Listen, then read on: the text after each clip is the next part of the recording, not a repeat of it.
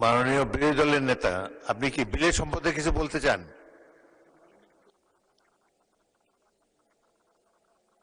বিরোধী দল নেতাকে মাইক দেন। এই সংক্রান্ত একটা তুলনামূলক শীট আমরা এই 3-4 মিনিট আগে হাতে পেয়েছি, তো এটা পুরা পড়তে পারি নাই, যেহেতু আইনটা অবশ্যই একটা সেন্সিটিভ আইন। আমরা কি অনুরোধ করতে পারি যে এটা পাশের জন্য একটু সময় হাতে রেখে আমাদেরকে একটু সুযোগ দেওয়া হোক? মাননীয় বিরোধী আপত্তি জানাবার জন্য একটা নির্দিষ্ট সময় আছে, সে সময় আপত্তি করলে এটা আমরা গ্রাহ্য করতে পারতাম। এখন বিলের এই স্টেজে আর আপত্তি করার সুযোগ নেই। দুঃখজনকভাবে শীটটা তো পেয়েছে এই মাত্র।